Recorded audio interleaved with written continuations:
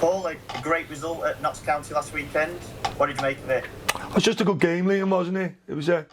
Do you know, I think when we played Notts County, including Wembley, going back the league games here, the league games, even going back to when Jeff King got sent off and we finished the game strongly, I think that was 2-1. I think Dobbs scored for us. So they're normally 2-2, aren't they? So, you know, the reality is you get a good game. I think it was just great for our supporters, the way we won the game, wasn't it? Do you know, we quite enjoyed the Notts County fans singing, we've done it again. And obviously Tom Naylor popped up. And as they say, the rest is history. So delighted with the win, delighted with the travelling supporters. Notts County are an excellent team, really strong team. So it just shows that on our day, we can compete against the top teams at the level, but we have to find them days more often. Were you pleased with the sort of different sides of the game that you showed in both halves? I think so, Liam. We took our time to get to grips with the game in relation to how we wanted to play.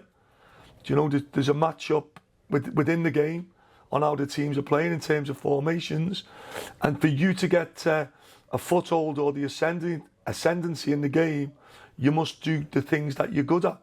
Unfortunately, the first half we were giving the ball away too much. You know, so second half we grew into it. We had some big performances on the day as well, which helps. But it was a good game. You know, it ebbed and flowed. It went both ways. Could easily have been a draw. Could easily have probably been a Notts County win. You know, and that's what, when two teams go head to head, that's what you normally get. So, you know, for us, we're delighted to come out on the right side of the result. Especially after the week we've had where, you know, you win 2 games in a week. As every club knows, a 3-game winning week changes your season. It changes anyone's, whether you're down the bottom or up the top. You put them back to back wins together, then the reality is you're going to jump up the league. So we're delighted that we've gone from a position in the league that, you know, probably wasn't us for whatever reasons, but that's where you find yourself, to a position now where naturally we're looking upwards, not downwards. Yeah, do you think that week sort of flipped your season a little bit then? People always say in management, you know, after 90 minutes or at 5 o'clock, what do you learn? What do our supporters learn about us? They know us. This is the good thing about Chesterfield, where we're an open book, especially for our fans. You know, but they travelled in great numbers. You know, they travelled to Salford in great numbers, and they'll continue to support us in great numbers. That's why I've got so much affection for the club. I look at the madness in football and how people want managers sacked, and I just think to myself, no one's allowed a bad run no more. You know, no one's allowed to sort of, you know, have a spell where you're not winning regularly. You know, for us as a club, we've got a destination where we want to go, and you can't get there in a blink. You can't get there in a weekend. You know, it takes time, and it takes good recruitment, and it takes players to be fit and ready to play every Saturday. So we're delighted with the fact that we're going into Saturday's game now with so much to play for. But if you get beaten, you lose a couple of 3 games on the bounce again, we'll be right back to where we were. So it can change quickly, and we know we're in for a really difficult game on Saturday. Simon's done an exceptional job there, and they've had an outstanding season to be in the league position they're in, and looking to be comfortably staying in the division again as we speak. Ben Peppel, 3 goals in 3 games. How pleased are you with his development? It's just part of football. He's missed a couple of big chances in games. You know, the Walsall chance comes to mind. You know, that would have put us 2-0 up, and like all young players, they'll have highs and they'll have lows, and he's been excellent for us. You know, the plan wasn't to leave him on the pitch for 90 minutes on Saturday at Notts County. You know, the plan was for Bailey Hobson to probably go up front for that last 15, 20 minutes, but you know, he's had a 3-game week, in probably the first time in his league career. He's got a few goals within that, and he's in top form, and he's a very confident young man at the minute, and that's great for us. And it's not often that Darren Oldacre doesn't make 2 squads. Is that a difficult sort of decision that you've had to make in the last few games? We have a strong squad, Liam. You know, we have a strong squad. It's football. You know, within the outlook of a season, by the time you play 46 games, you don't really look back and remember team selections. You remember where you finish in the league. You remember whether you've achieved success. For us to achieve success, we've had to use, I think we've used 39 players this season, which for us as a club is probably nearly a record high, or it is for me. I've never signed that many players in a calendar year or whatever it is. So the injuries, the suspensions, everything that's gone on, people on loan leaving us, it's all played a part in our season. But we go into a 10-game campaign now knowing there's so much to play for, and Darren's no different than every other player within the squad. We're going to need him badly, that's for sure. Are the injuries clearing up? I know you obviously keep your cards close to your chest. Is there any updates that you think? Yeah, the injuries are clearing up. Griggy's been training with us this week. McFadden, Kyle, will be on the grass back with us on Monday, and Harvey's going to be about 3 or 4 days behind him.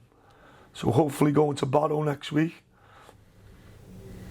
Might be a bit tight for Harvey, but providing Kyle comes through it, Griggy's going to be in the squad tomorrow, which is a great boost for us.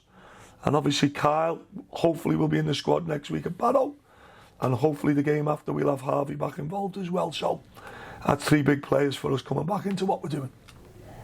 That's a big boost then going into these last 10 games, isn't it? It is what it is, Liam. We were at that point in the season where we can't be hurt. We were at the point where, we lose Shackelford. Looks like he's out for 12 weeks now. We lost Jack Sparks. So it's just been a continuation of bad news. So we're in a position as a club where we can't be hurt, but why also we can't be hurt, we're so positive in what we feel we might be able to achieve. And again, we're going to need our supporters for that. Tomorrow's game might take on different phases in the game where we're going to need them. We're going to need them to get behind us.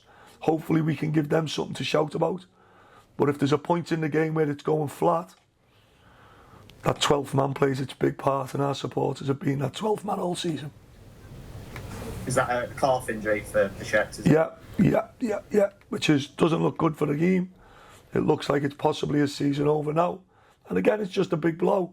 It's a really big blow because it is what it is. I'm not going to elaborate on that. There's no need for me to elaborate on it.